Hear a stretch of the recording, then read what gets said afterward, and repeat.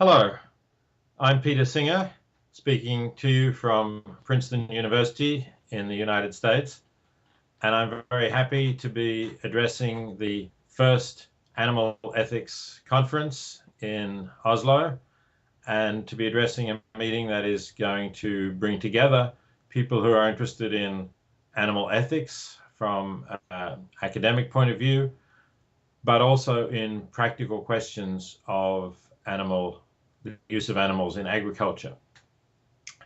I think it's very important that these different groups engage, that they have discussions about the ethics of the way we're treating animals.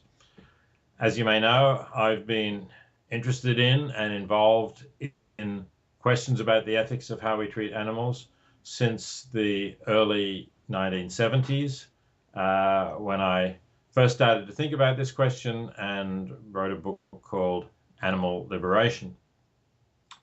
In that book, I put forward an ethical view, which I still hold, although certainly been a lot of discussion since then. But the fundamentals of that position, I believe, are right and are increasingly accepted in our society. And that point is that the fact that a being is not human, is not a member of the species Homo sapien, is not a sufficient justification to disregard or to give less weight to the interests that that animal has, whatever those interests might be. So in particular, if we take as the clearest case an interest in not feeling pain, in not suffering, that is something that we humans share with at least many non-human animals. Let's say with at least all vertebrate non-human animals, and probably some invertebrates as well, but we can focus on the vertebrates. So if they have a capacity to feel pain, if they can suffer from the pain, as I think almost everybody agrees they can, then that pain is just as important morally as a similar amount of pain felt by a human being. Of course, humans may be different in various ways. We may have forms of anticipation or forms of memory that are different from those that animals have. But we do feel pain and they feel pain. And we shouldn't say it's just an animal, so the pain doesn't count. And the same applies, I think, to things like not feeling thwarted or frustrated in their desires, not feeling boredom, for example, as in factory farms, chickens or pigs may feel boredom or stress through being in conditions that don't suit their nature. It's very important, I think, that we take account of that and give weight to it. So that's really the ethical basis, I believe, for how we ought to treat animals. And it's a ground for rejecting what I call speciesism, which is a word that's intended to make the parallel with racism and sexism. It's a prejudice based on membership of a species that is really wrong and not justifiable. Now, with that ethical basis, you might ask, is it possible to use animals at all? And that's a question that I don't really have time to answer properly, but I would say this: if animals are well treated and have good lives, lives that can be seen as positive, then there is at least a case for saying that we are considering their interests, and that perhaps the question of killing them is a separate question, which, because of their lack of anticipation of the future, may not be as great a harm as it would be if you did it to a human being.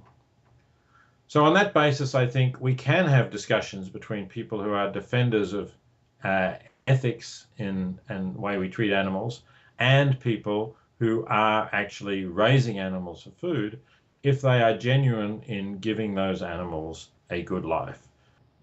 I'm pleased to say that there have been improvements in the way animals are being treated, especially in Europe.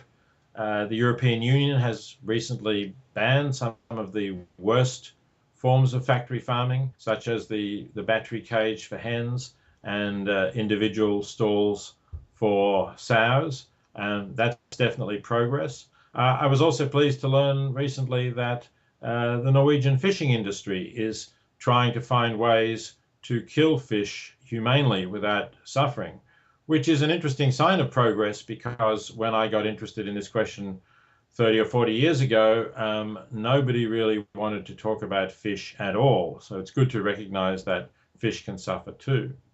But I think we have a lot further to go. And I think if animal agriculture is to be ethical and to survive and reach more educated and concerned consumers, it will have to adapt further.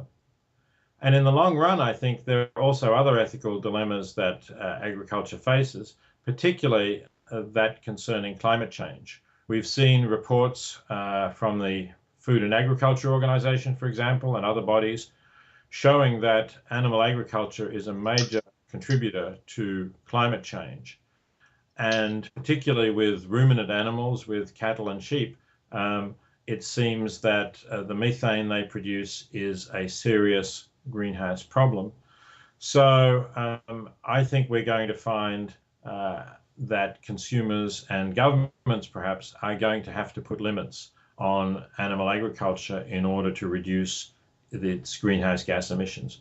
So although animal ethics is the major theme of your conference, I know, I think in the future there will be developments which will have to take into account these environmental ethical questions as well as those concerned specifically about animal welfare. So I wish you all a very successful and very productive conference, and I hope that while you will certainly have disagreements among you, you can do that in a spirit of constructive cooperation to find better ways forward for animals and for humans. Thank you.